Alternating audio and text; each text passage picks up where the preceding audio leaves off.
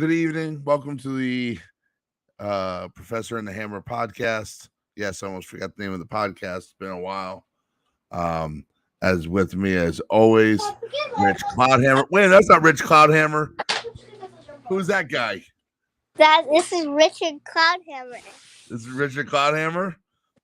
Please make sure you have pants on. I don't want to be shut down by the FCC. I do. Okay, cool. Thank you, bro. You never know in the Cloudhammer household if anyone's got full clothes or not. What?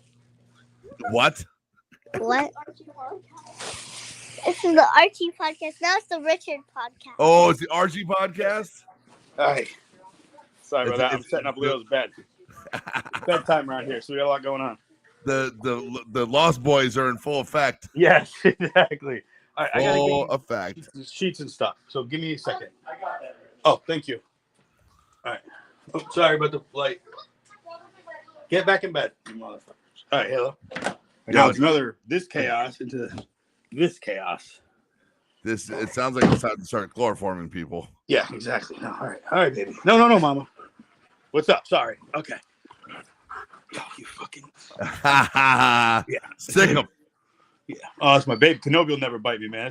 He knows not to bite the hand that feeds. They remind me of the dogs from Magnum PI, the lads. Yeah. I can see they probably chase Liz around the the plantation. Yeah, look at him, dude. He sleeps near the pillows. Like, yeah, the baby. He's a baby. No, his sister's tough though, but dude, he lost a tooth. See he's pulling. Yeah, he's like chipped a tooth on a freaking stick. But all right, cool. This has been a while since we've done this, so yeah, bro. I mean, I've been in Las Vegas. I was in Ohio. I had COVID. I had sinus infections. It has not been a helpful August, a very healthy August for me. But we're back. New York sucks for that. That's the worst part about New York. It's just germs everywhere. This time of Weather up season, and man, down. Yeah. the start to change, the hay fever and all that shit is fucking awful for me. Mm-hmm. But we're back, starting to get some training in, both in the gym and in the weight room, which is nice. Yeah, started doing kettlebell stuff. One of our teammates, Aaron Hutchison, I went up to him for a bit, and then he's excellent. If you're in the Saratoga area, look that dude up. Message one of us for his info. Yeah, definitely. A little closer to me, my work schedule. I started going to this place Inferno. It's in Del Mar. Excellent. It's more based on kettlebell stuff, but I don't know. I've always lifted. We know that we lift together. Yeah. I'm like I a lot of muscle imbalances, and I feel like it's good. I look beautiful, but it's like not. Like the chain, like kettlebell really chains all the little muscles together, and I like that. Yeah. And the more I've been doing it, the more I'm like, this is really working out, and like, kind of trying to get back in fight shape. I mean, like I retired, whatever, and I would like to fight in November. I mean, that's kind of my new little goal. Like, but I want to see where I'm at. Like right now, I was focused on training Paul and helping out with the other guys at the gym. Now that I'm back around here, and it's awesome because like it's just hard to. I always said, I think we talked about this once before a little bit. And you understand this too, because you're getting older and you're a hardcore competitor. It's like, it's really hard. Like you're the last one to know like when to stop. And so I always, but I say this like where it's like, I'm an amateur guy doing this as a fucking hobby, and it's still hard for me to give it up. Cause like when I'm in there and I'm like feeling good, I'm like, I can fucking do this. I'm holding my own with these fucking dudes. Then like, and that's not even like where it was your life, your money, like everything about your whole life was fueled like a UFC champion. And then it's like, you start going downhill. Like Chuck Liddell, people are like, you got to retire. 6 losses in a row. Who's the one who just 2? They're trying to tell him to get the fuck out. Chris Weidman. That's really hard to face because you're like, nah, I still got it. And it's like, and it's like, that was sad to watch too. What? Chris was one of my favorites. Yeah. I know his cousin real well, and he used to sell me network equipment, and he put me on to Chris before Chris was in the UFC, and he's just like, oh, my cousin's gonna be a UFC champion. I'm like, sure, whatever. Everyone's got a cousin that's going to be a UFC champion, and that's his cousin was a UFC champion, and awesome. Super nice guy, man. And you just hate to see it because I felt it. I was in Vegas for Worlds, and I watched my division's finals, and we talked about it while I was out in Vegas, man. I got that juice started to flow, like I could take that guy that won, like I could beat him. And not now, not in the shape I'm in now, but the shape I could be in a year. Yeah. You know what I mean? So that's why you and I we've been trying to hook up and go to the gym more and stuff like that. But like I said, it's hard. I mean, because like then you start doing it, and then like you get sick or you get something. The kids' sports, and it's like that's why it's hard to do this age. Like that's why like I mean, like I realized it with Kenny. I'm like, man, Kenny's 18, half my age, right? Yeah, better athlete than I've ever been in my life, right? Yep. Better fighter than I'll ever be. But I'm like, I have some attributes. I'm not nearly as good looking though. No, not at all. I mean, he's a good looking kid, but not me. Like, I mean, he's probably still going through puberty, to be honest with you. Like, I hope he calls. Kenny, you take a swing at me at this fucking event. I'm gonna hit you back with Rich. But hon, I'm like, so this dude, I'm like, all right, I gotta train hard. I'm like, my training hard is 2 hours a night, 3 maybe, and then I'm fucking sore. We talked about it before. I gotta take a day off. You know, if I'm sore, blah blah. I got kids. Something comes up, whatever. Kenny's doing this 8 hours a day, and this is my man. Yeah. I got work, mortgage, kids, court, all this shit, and I'm like, I gotta train twice as hard just to keep up with this kid. Not lose distance on it. Yeah, and it's like, and I can't. I'm training a quarter of what he's training. So it's like, what the fuck am I doing? But I think that's why jiu-jitsu is so much more appealing to me, at least, is because they are age brackets. They are, you know what I mean? Yeah, they break it down like where it's like. But still, even the guys that I'm competing against, they're running schools full time, and not that I'm not running a school full time, but I'm running a school full time plus a family plus a full time job. You know what I mean? And really, there's been you can see a drastic drop in my results in competition since owning a gym compared to because we have 100 and to fluctuate between 145 185 students. I'm worried about you. I'm worried about where Paul, Chris, Andrew, Kyle. I'm worried about those guys making weight. I'm worried, and luckily we have a great team. We have Fashion, we have Hakeem, Al. You helping out on that, a couple other guys chipping in there, giving their time. You can't get 5 fighters ready for a cage fight. And in that 6 to 8 weeks to, 2 months, basically concentrate on getting your jiu-jitsu to a point of a high level. 100%. It's impossible. I'm like part-time coach, just focusing on Paul. And I'm stopping in when I can't train. Just he's like tonight. I'm like, I don't got time, but I want to stop in. Right. So your head's at fucking just be in your face. You're my man, whatever. And it's like, that's just time consuming. And I'm just fucking popping in, let alone like, he's running this. And it's like, you're running the gym. How can you put in fucking 8 hours? Cause you're trying to get people ready for their career. And then you come in, there's 4 new members. You got to run the paperwork. You got them geese. You got to get this whatever. And then an old member comes in like me, and we're fucking bullshitting for 20 minutes. Right. Like it's like, and it's like, it's just a lot. And it's like, right. But I'm like, I said, listen, if I can find somebody who's like, how do I say it? Roughly in my severely mediocre. Well, no, I don't want to say like that. I mean, like roughly my level, where like skill wise, whatever. I'm going against guys who like Kenny's going to be pro in it. That's his aspiration. Darnell Parker's going to be pro in it. We're looking for a mid 30 to 40-year-old person who's got a career that wants to fucking scrap. Yeah, exactly. And it's like, if you're that person and you have over 2 fights, hit me up. We'll put you in a fight with Claude Hammer. Will make you a pay-per-view superstar in a day. What did It's red panty night, baby. What Billy the Kid say in Young Guns? I'll make you famous. I'll make you famous. Make you famous.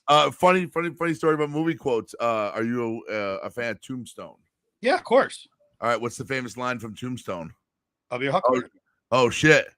Tommy must be a couple of retirement. Dude, next pro card. Listen, all right, next pro card. We're pro card Philadelphia, whenever that is. Tommy, the gun Marcelino versus Richard Codhammer. Dude, I'm telling you right now. Tommy, you gotta stop in sometime, buddy. We haven't seen you in a while, other than at the events. If I ever had to fight Tommy, it'd be like Ric Flair, 1988. I'd be pulling out all the tricks. Bro, you bring the 4 horsemen with you. Fuck that exactly, shit. Dude. Exactly. Bring a chair with you. Yeah, I'm not silly. I ain't fighting. I've sparred Tommy once. Tommy says the fight's at heavyweight. I would say this like I've sparred Tommy before. One time, I'm saying this fucking 100. I caught him with like a front like kick like sweep, right? And he fell. And I was like, I just like it, this happened in a split second. I had the thought, I was like, holy fuck. I just tripped Tommy fucking Tamarsa. Next thing I know, I'm on my fucking ass. Bro, that dude didn't hit the fucking mat before he did a single leg, like an ankle pick on it. I was like, how the fuck? I was in my head. I'm like, fuck yeah. I'm like, bah, what the fuck? It's not Tommy. I'm like, it's just crazy the levels to this where it's like, just his fucking train. That was his natural reaction. You can't think that through. That was just that motherfucker knew he fell, grabbed my ankle, and then was on top of me. I'm like, that's incredible. Like Hey Tommy, what's hook up for a podcast? We'd love to do an interview with you. That'd be fucking amazing. I've been asking about that. Yeah. So definitely. Real quick. So back to the Tombstone. Hey, what's the famous line from it? I'll be Huckleberry. Right. Do you know what that means? Yes. What does that mean? It's a gravedigger thing, or it's a right. So a huckle. A huckle is the thing that basically is on the coffin, and basically it's being like a pallbearer. Yeah.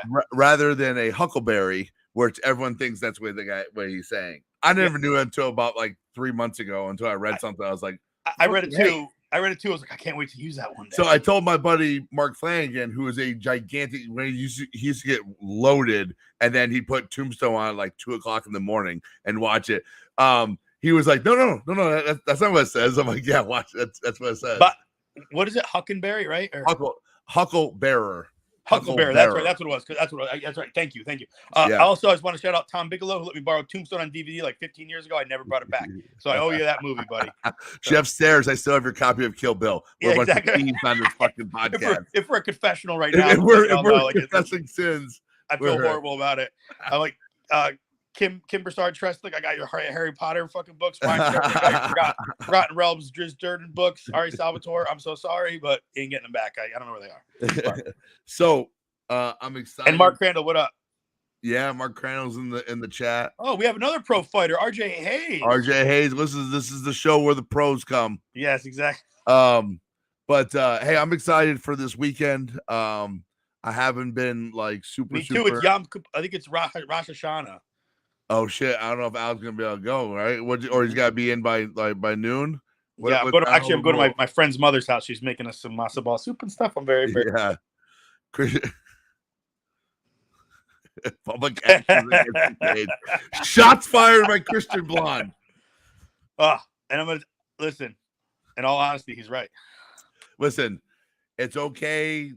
We like the other people in the space. It sucks that we get more views than anyone else, and we do this like once every 42 days and 5 hours. And it's fucking horrible. We don't know what we're doing.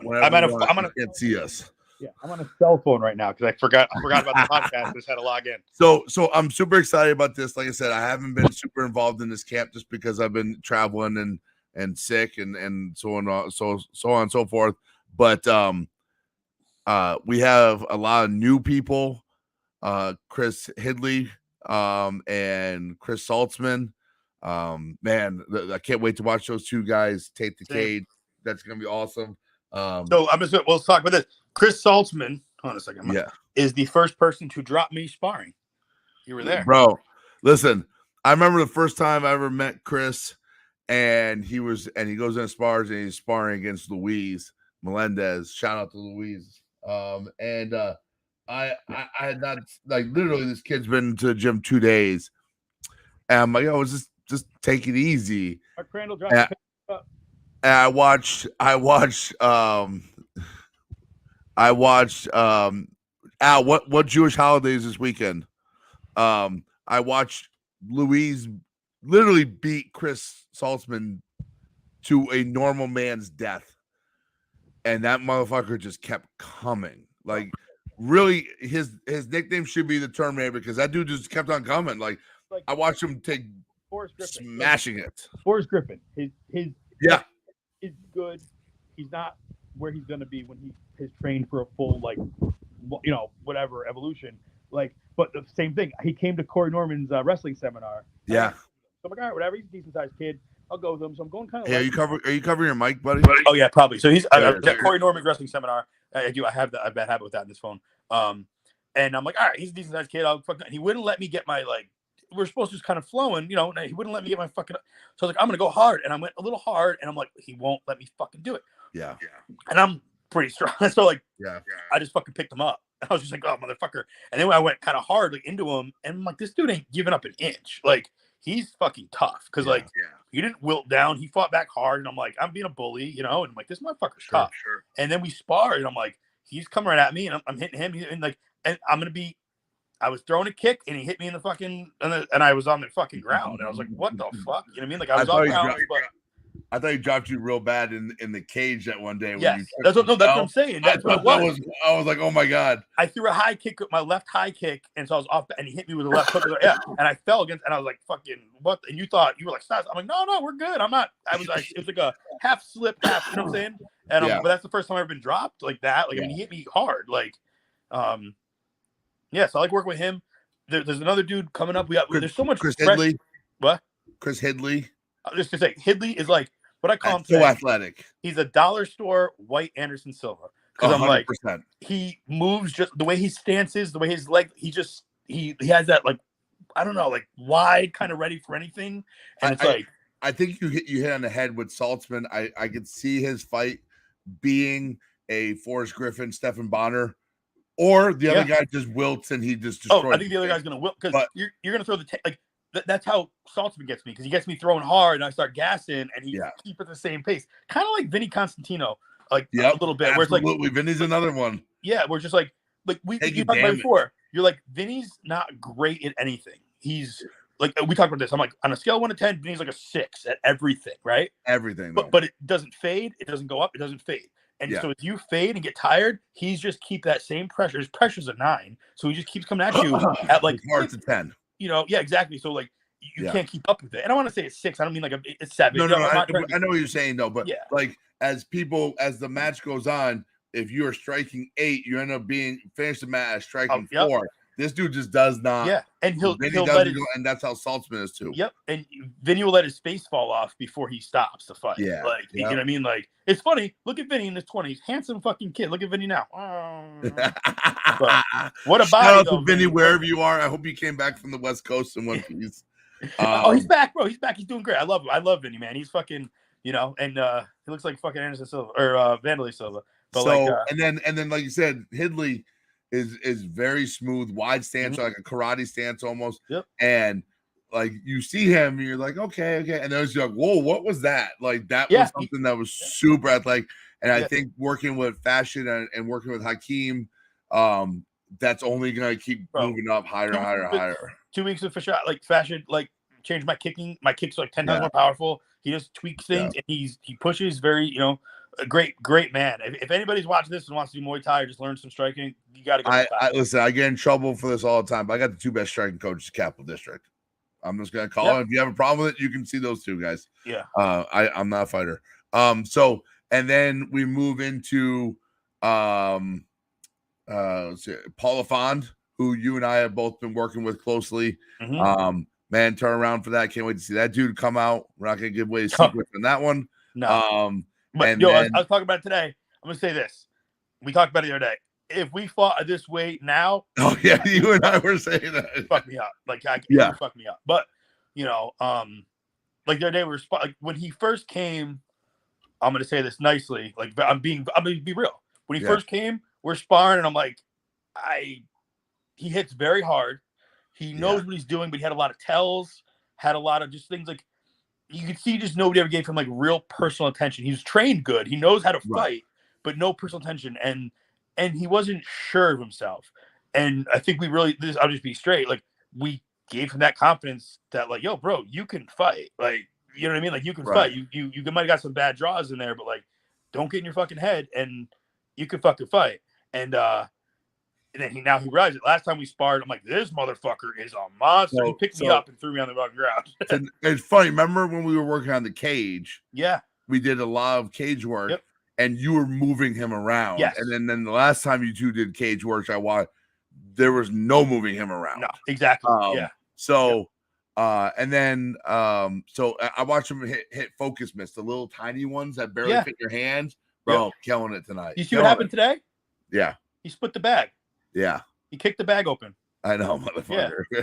You'll be seeing that in your dues.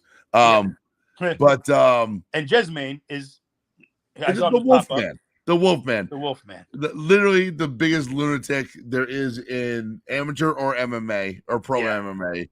Yeah. Guy does roofing and then fights, a top 2 talent in the Northeast. 12-hour roofing day. To a 2-1 draw. Yeah. I mean, come on. Split decision. Takes the champ to a split fucking decision. It's fucking crazy. It's funny because he's gonna have his hair all like tied back or whatever. But I like lately he's been in the he's been like with his hair down. He looks like Keanu Reeves, like just had like a bad like John Wick movie done to him. Bro, yeah, it looks like Keanu Reeves fucking went on a fucking 17-day meth bender, eating fucking fruit roll-ups and fucking cheese. That's it. Like, he fucking looks crazy as shit, bro. He's fucking nuts. Like, yo, and then watch him today sparring. What I love about him, and I don't want to give away secrets, but people seen him fight. His recall to get his defense back is fucking stupid good. Like, well, stupid. I said the fashion tonight. I said wait until you see Andrew fight, because you don't see that Andrew in the practice room. No, like he has to hold it. He has to hold back. Exactly, but also too, like, he's just a born fighter. Like, if he did that, I would literally be losing students left and right in practice. I had to take Bobby to the fucking emergency room to get his fucking sternum fixed. Sternum right? fucking. He cracked his sternum with a knee, and I was like, Andrew, what the fuck are you doing? And like, Andrew's just nuts, but he's a really cool fucking dude, really good dude. Yeah, and like, great teammate. Living incarnation of One Punch Mickey O'Neil from Snatch. Yeah, like right. Fucking dude. Who's the guy in Train Spotting when he takes the beer and he just throws it over the oh, in the fucking crowd? Yeah. He's just fucking nuts. Like, he's a good dude. You know what I'm saying? Like, he's a really good dude. He's a great teammate. I like that he fucking does Viking cosplay. Oh, listen, if you want to get your hands correct, Clifton Park, Tuesdays and Fridays, 6 to 8 p.m. This is the man you need to go see. Oh, for sure. He's the man. Yeah. Love the dude. That's my guy with Hakeem. And then we'll get to the main event. Originally the third or fourth on the card, but due to people backing out, the return of the king of 145, Kyle Glashier. There he is. Listen, for all you people who don't know, we had to remind Kyle 4 times today. We pinned a note on his shirt when he sent him home so his girlfriend could remind him to get on the show tonight. And I told him make sure his phone is charged, because the last time I did this with him, his phone died. You know what the funny part is? It's only forgot about it. It's got yellow right now, so we only got like 20 minutes. No, that's perfect. I'm fucking done soon. So. We have 36 minutes tops of this. All right. I'm beat. I gotta go to bed. And then you Kyle, said that, I'm like, all right, I can stay up. Let's give everyone a history here. I remember when Kyle came into our school in Schenectady at the time. You came in with it was across from Central Street Pub. Yeah, right? Did you come in by yourself, or did you come in with Thor, or did you bring Thor later? I want to say Thor came first, and then Thor brought. I was at your first class. Me and you rolled. I was your first roll. And, It was an afternoon class. It was like a Tuesday or Thursday, and that's why I love you. I feel like we've been close in our own way, because I was my third week. And then, I think Thor told me that he's like, you're a cool school, like you're not like a cult where you like you're like, you can only come to this school, blah blah blah. Yeah. And I was like, all right, cool, because I didn't know shit about martial arts. I just knew wrestling. You know what I mean? Mm-hmm. So then I came, and it was just like it was a great fit. Yeah. So we were over there for a little bit, and then we outgrew that location quick. In a year. I was the 18th student. Were you really? Yeah, 18th. I remember the 18th. So that means you were our first student in over there, because we had 17 when I went over there. Yeah, because he came after me and Thor. So obviously, maybe all right. So maybe 19th or 20th. But maybe I didn't have your paperwork yet. I was gonna say I don't think you. I think you might have took people out, because you only had like 10 people when we came. Maybe. Yeah. I did lose a couple when we went over, just because the schedule didn't work out. Whatever. I remember rolling with you for like the first time. I remember I was only there for a couple weeks, and I was like, this motherfucker is athletic as fuck. And then you went to a tournament after like a month and like won like double gold. I'm like, remember we went like you were there for like a month. I'm like, this motherfucker cleaned out his division, double gold. I'm like, that was fun. Yeah, that was real. It was fun being a white belt. It was. Now it's like it ain't the same. Hey, shout out to the champ, Al Moro. What's up, brother? Big Al Moro. Yeah, dude, listen, another pro. I mean, we're another one. Keep getting him out of here. So, the funny thing about Kyle is, like, when Kyle came to us, we were baby. Yes. Hold on, wait. You know what I do love? My favorite thing? Kyle had the best Jacal merch at the beginning because we didn't have any merch, and his mom would just sew patches on his Yeah, shit. yeah. I'm like, how'd you get that hoodie? He's like, oh, my mom made it. I go get like a Nike sweatshirt or something, It and was. I never saw a patch on the shoulder. Well, then You'd I be started "Yo, doing it what's to that?" mine. I did that. So I did to my Christopher Foley Brothers jacket. Yeah, It's or I fucking got great. like Boxing Raw or something. On Yeah. the I tell you, shorts. the one of the best gifts we ever got was patches with my name on them and Al's name. I love those from Jacal. Professor Nels Larson on the back. It was so cool. And Very then cool. we used to, Al and I used to like low key compete, and I'd like slide my. And remember we had the mock draft. Yeah. Drafted players. Yo, Al got me on his side. I got him on my shorts. We were idiots even more back then than we are now. Oh, yeah. So we were on our way out of MMA at that point. We had a bunch of guys who had pre-existing MMA careers, like Cody Dickershade, Guy Hammond, trying to think who else, a couple other guys, but they did their own thing. And we, it just never really turned out right for us. They wouldn't show up for practice, or they would be still going to some of their old gyms or whatever. So I remember Al and I made a conscious decision, like, we're done with MMA.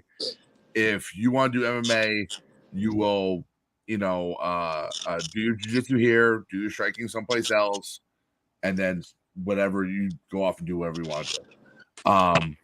But I remember when we moved into the new location, you came to us and you're like, "Oh, listen, I want to do Cage Wars." Yeah. And I remember Al and I'd be like, and you're like, "Oh, I already took a fight." I'm like, "Whoa, what?"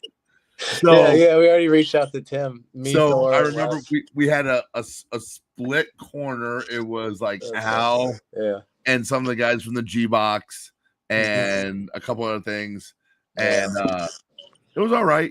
Obviously you were such a better athlete than you were. No, I didn't know shit at that point. Yeah. And you couldn't ground and pound to the head. Yeah. So that was, I remember you being in full mount and like an asshole slapping the guy's chest. Yeah, no, you can't do anything on the ground. That's why I tell everyone now. I'm like, take it as a rest and then just stand up, and start. Yeah. Again. Or do some jujitsu like the school you fucking go to. Yeah, but no, but it's hard to do it with the leg pads. You know what I mean? You can just if you get in half guard, someone just holds you there the whole time. Sure. But you know what? To be honest with you, if you have a good ref like at Cage Wars, Big Dan, formerly myself, a couple others, we instruct you, like, if you're not going to move in jiu-jitsu, you're going to be stood up, right? If you're not going to be trying for submissions, if you're just passing positions, you're going to be stood up, right? We're there to finish. We're not there to whatever. But anyway, so I remember you came, you won your first one, and I believe the first time we were at the casino, is that when you fought that Shavante? Is that the first time at the casino? Yeah, because I remember the first one was in the Armory. Yeah, one was in Armory, and the second one was first time, and I remember because I got extremely intoxicated that night with Tango Martin. Huge. Tango Martin. We ran around to the whole bar and made fun of everyone to their face. What are you gonna do? It was a first really long one. night. But that I remember after that fight, I believe, was that the same card that Bob fought Shane Seacombe? Yeah. No. Different card. Was that his championship fight or no? No, that was different. So that was your championship fights were the same night. Yeah. So, I think there were two separate cards. Because remember, Kyle fucking cleaned that dude's clock. He came up with a big big right off the cage. That was Bobby Angelo-esque hook with the right hand. It was a hook. But anyways, I only had just been working with Kenny for like 2 months. I remember that because that's when Al and I, like, okay, like, this kid's got something.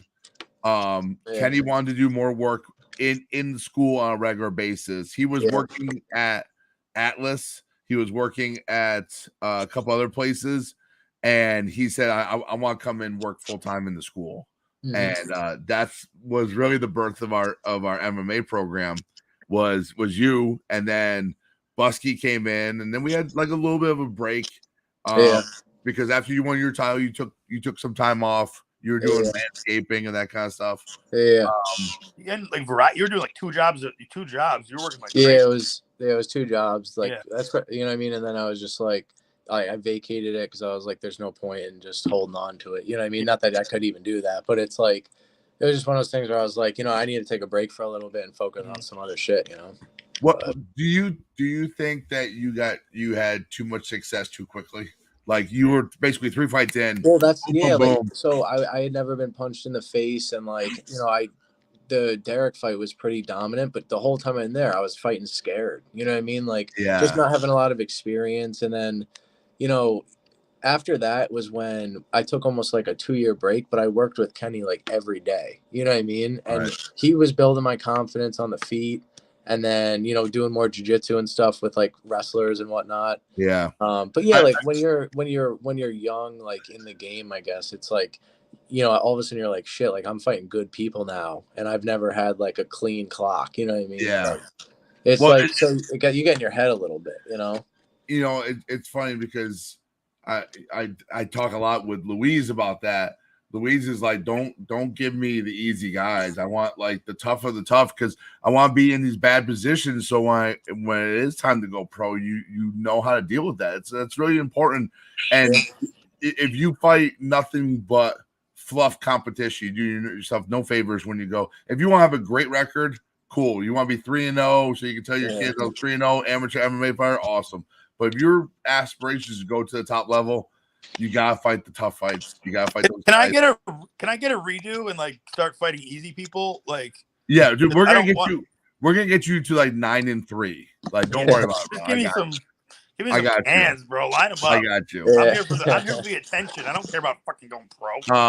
So because I asked that question because I remember the fight that you and I really, really bonded over was Ellis. Yeah. You know what I mean? That was the fight that you and I spent hours and hours because of the triangle defense. Yeah, he was such a good purple belt. I think he's a brown belt now, or he might even be black belt now. I don't know. Yeah. But there was a wide gap between you and him, jiu-jitsu wise. Yeah. We knew stand-up wise, but he was one of those guys that would pull guard. You know what I mean? Like his stand-up, and he had the exact same kind of defense, and we had that scoped out perfectly. I wish I was more tech savvy, because I want to post that meme where he's like, I'm about to end this man's whole career. That dude has not stepped his foot at Cage Wars again. No, and I thought he was going pro, because he was not lighting people up. Dude, Ellis was a monster, bro. And word is he had a bad weight cut or whatever. We're not gonna get into that. But I mean, he ended up having to be stretchered out. I mean, that was some serious shit. Yeah, man. If you think this is just all fun game amateur, man, that man was at that point 3 or 4-0. But he wouldn't give up, dude. I was just grounding and I'm like, that second round, I'm like, oh, you really gave the bean to him. And that you gotta give that dude credit, man. Bro, you stepped on his bicep and just was fucking leaning over, cracking him in the fucking face. He couldn't defend himself. Listen, I had bruises on my arm from him doing that to me, and I wasn't gonna punch you in the face. Fuck that shit. Yeah. No, we trained good for that one. I came in, it was a triangle defense, and then when he'd swoop under my leg, I just crush it, and you got the glove on, so you can't really pull it out. Get some punches and ground and pound chains. He was a big pendulum sweep guy, and which people are suckers for in MMA because you're leaning so far forward. And so we saw it. We waited for the leg to go in. We sat down on it, and then just staying on top. Yeah. You know what I mean? I remember one dude was like, he kept coming. He'd come in on Sundays with the open mat. He'd be like, "Dude, you're fighting someone from C-Corps. Like, you better get your ground going." Like, and he'd grab my arm and be like, "Move, move, move." And I'm like, "Dude, you're making me so nervous right now." You know who that was? That was he was bald. Was that Eric? Eric. Yeah, big guy. Yeah, big ball. I liked him, man. He was cool. So you take some time off, right? You doing some work, whatever. Yeah, COVID happens, and you come back. Well, before COVID, I remember you come back. We were scheduled to fight Ken, and April 23rd. I remember that was the best Kyle Gotchi I've ever seen. It was that training camp. Yeah. You and Kenny working constantly. You showed up for all the we sparred. Me and Kenny sparred. That was so fun. And we had Kennedy so scoped out. We had him, we knew exactly what we wanted to do, what we didn't want to do. Yeah, remember against the cage and shit? You were like, yeah, we had right everything. And we did basically use like the Khabib defense. You know what I mean? Don't get by the fence. This dude is stud when it comes to wrestling. So we monster. You know, you're working with Kenny a lot, and then COVID happens. It was 2 weeks before the fight too. COVID happened, and they shut it down. And I remember Slim being like, "Dude, we don't know how long this is gonna last, so everyone stay in shape, and we'll just redo it like or something." You know what I mean? It was something crazy. And then we years later, I remember we closed down for 3 months. June 1st, we opened up again in 2020, and it's funny because you look back at time and you look like that was fun. That was fun. Like back at Schenectady was like it was like Animal House. Like anyone who's a jiu-jitsu fan that watches like Daisy Fresh, our show would have been 30 times better than that from Schenectady. It was a real like fraternity house. Really. Yeah. No, and I had never seen people work harder coming out of COVID than you guys did, especially you. You were working so hard. Dude, remember the squares on the floor? The first time we came in, all we could do was like shrimping drills, but we showed up and we're like, we just need some jiu-jitsu. Come on.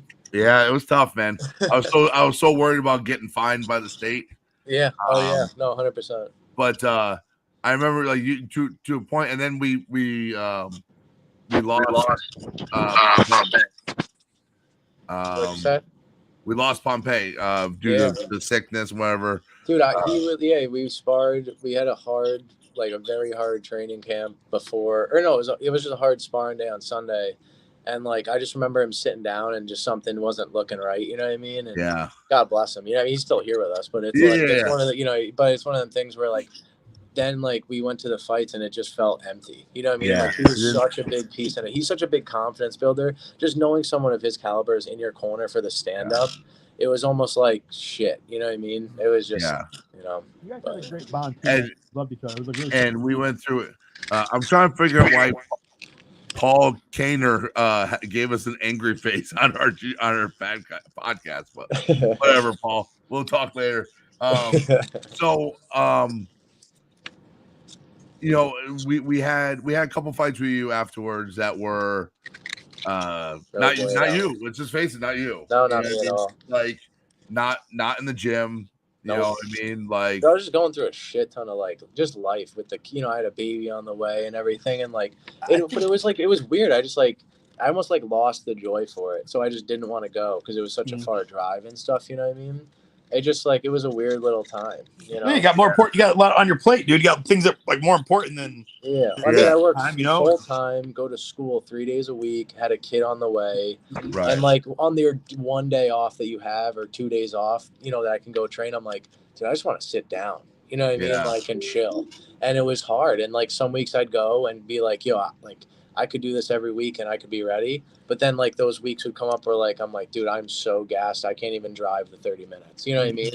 And it wouldn't be worth it. Was just but I'm a fighter and like fights came my way and I was like, dude, and good fights that we could have I think dude, won. I almost could be 5-0, I feel like. And we go out, we lose the Kennedy fight.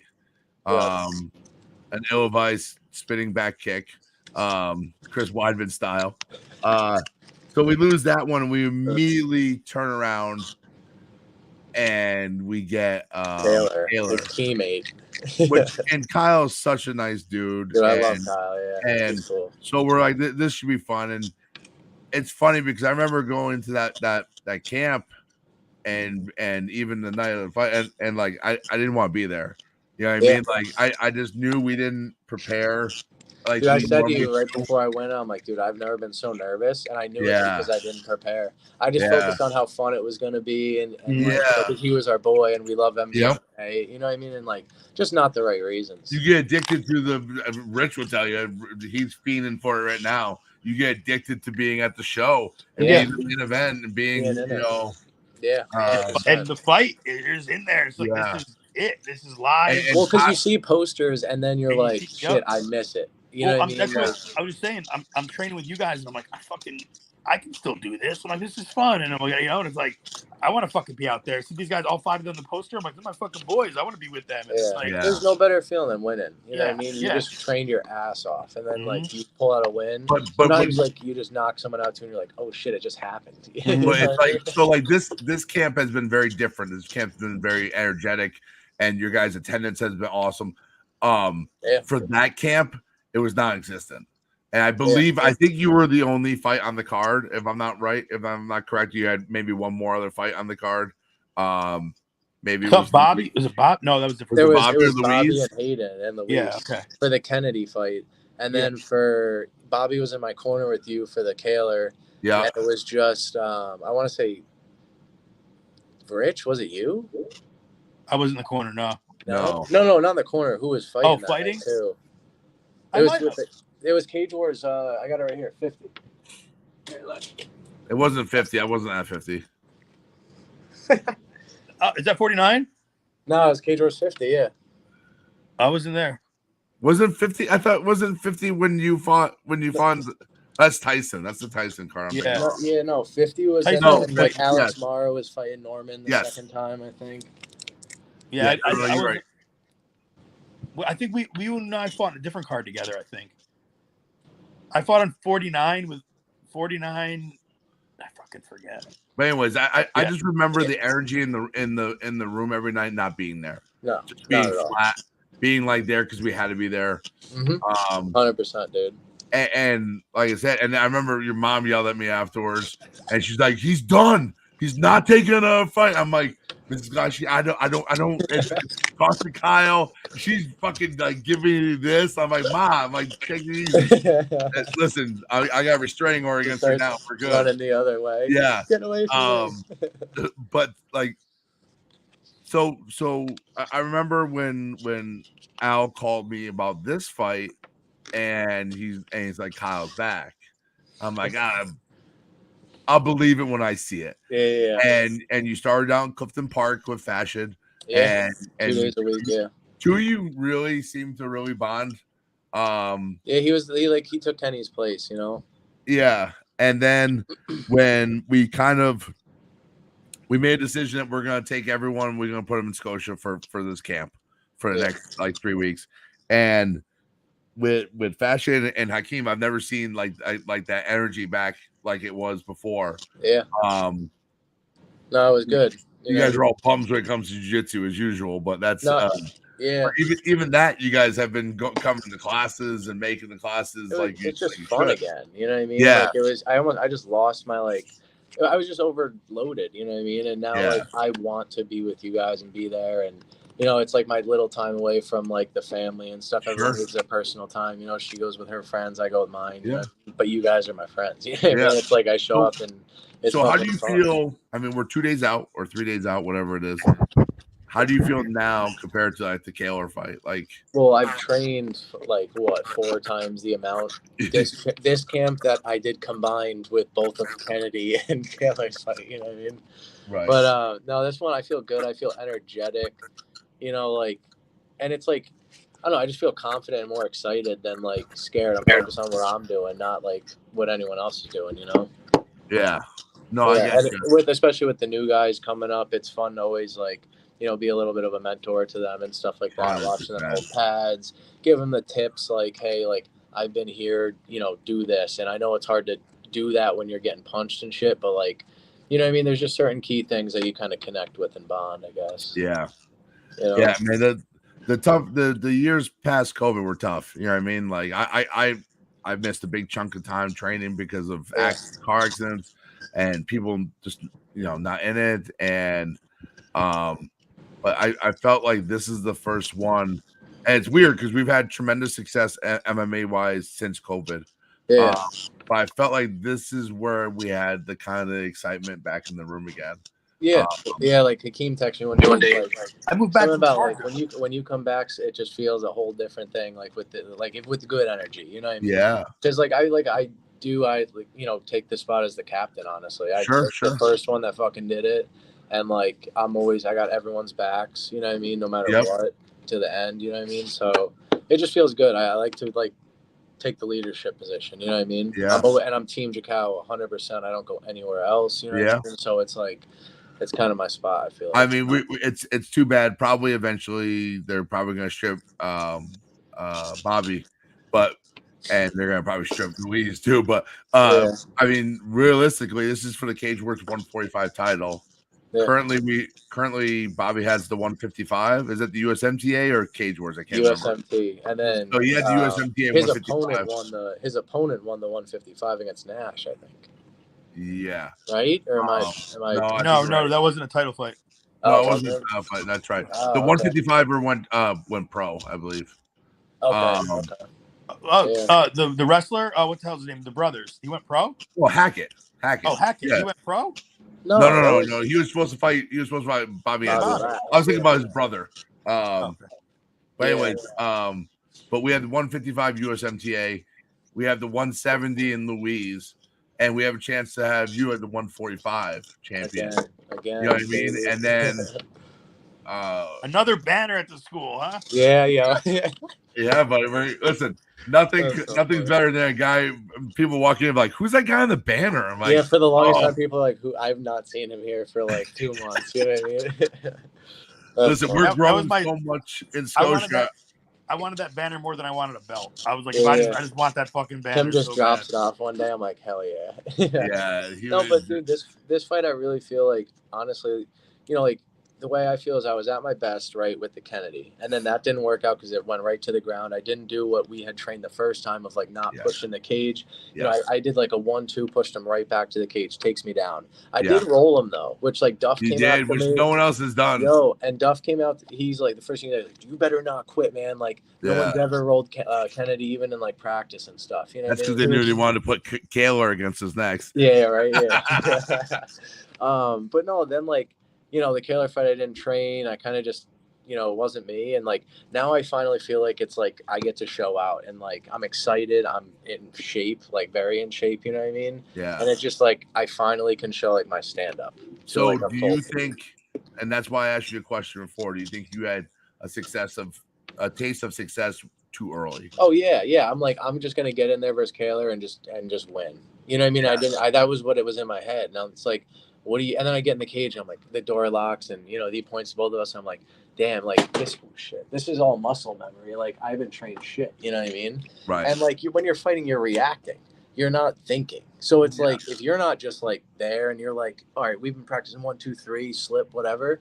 It's like, you're just standing there thinking, you're like, oh shit. And that's literally what I thought. I'm like, oh shit. So I just threw the hardest haymaker I could. He eats it. And I'm like, oh fuck. Yeah.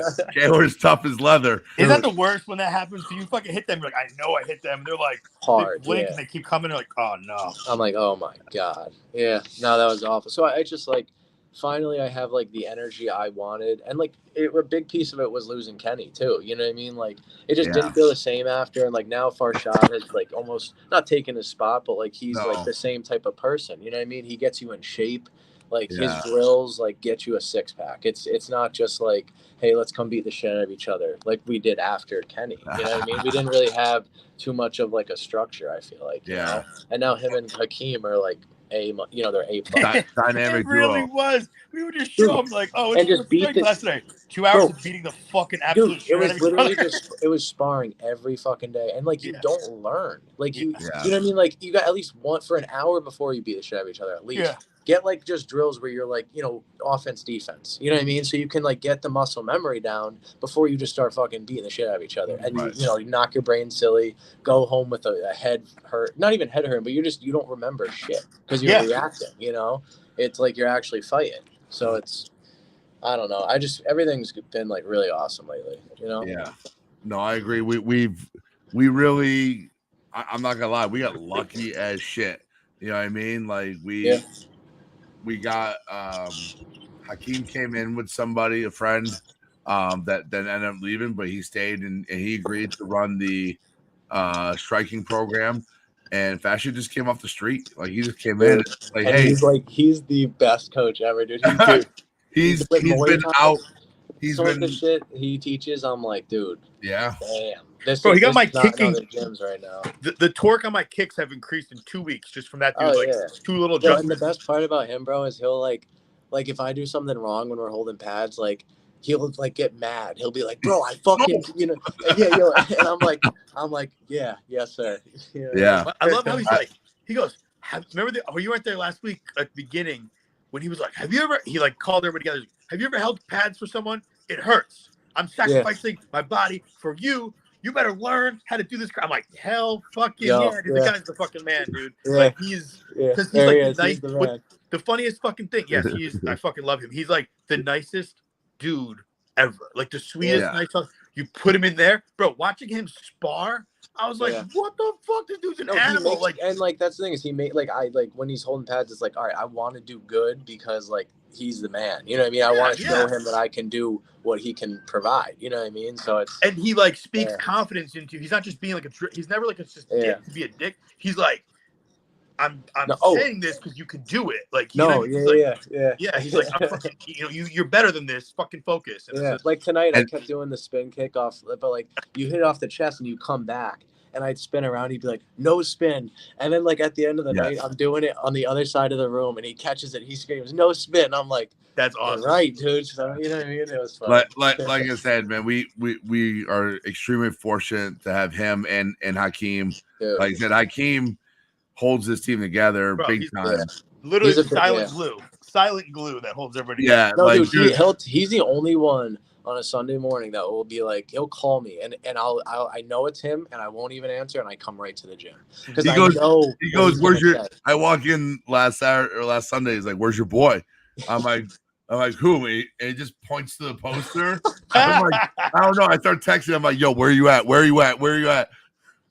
But dude, he's so funny. He keeps me on my shit. Hakeem thinks he's gonna beat me in basketball. He's shortly. Mistaken. He sent me home with the ab roller. He's like, "Yo, you better hit these ab rollers 30 a night, 30 a night, bro." Dude, look at him. That guy is ripped. Yeah, he took his shirt off when we started like wrestling the other day, and I'm like, I literally went over to I think you after. I don't even know. I went up to someone. I'm like, "Yo, he's fucking jacked." Dude, it's funny because his teaching of striking is so legit.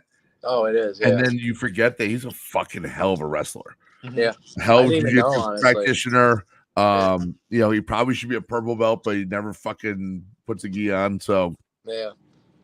Dude, that's the other thing. Is I've been rolling a lot with James on Sunday, and I'd say like in my other camp or whatever, like I didn't have the energy to even or want to even obviously like be there and shit, but like I've been like pretty good on the ground too. Well, it's funny because last time you show up on a Tuesday.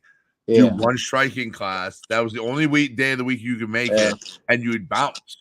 Yeah. Now you're coming on Sunday mornings. You're coming at 9 a.m. and you're staying almost like. Dude, it's like a 3-hour session every time I come. You know what I mean? Even at night times, I'll come at 5 when Hakeem first shows up, and I won't leave until 8:30. You know what I mean? Dude, Hakeem, that's his church. Like he's there. All the time.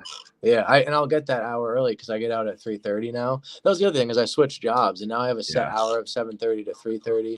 Before I'd go in at 8 and sometimes not get out until like 6:30. You know what I mean? 5 this day. So it'd be hard to go home and then have the motivation to like quick get my shit together and go. Now I can come home, eat, chill for a minute with my son or something. You know what I mean? And then I'm like, all right, I'm out. I'm going to do my thing. You know what I mean? And like, come train.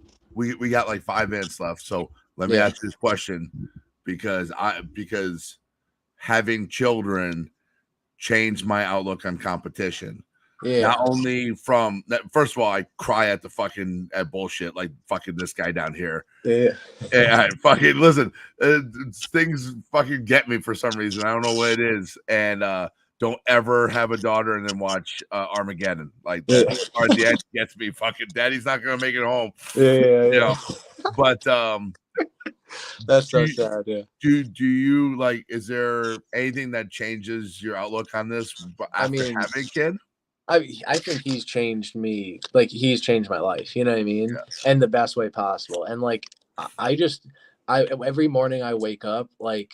It's not like, oh, should I have to get up and go to work? Like, I'm excited to go to work to, like, be a better person, make good money for him, and honestly grow. Like, he's just given me motivation to, like, be the best person I can ever possibly be. Yeah. You know what I mean? Someone the other day, it was a woman, It's something you don't get until you have a kid. And she was like, when do men grow up? Apparently she had a bad experience with a guy. And I said it straight on there. That's guy good. Will grow up, or he will never grow up once he has kids. Yeah. Once you have kids, you are willing to go work 18 hours for $5 an hour to make sure that kid has food and clothes the next day. Yeah.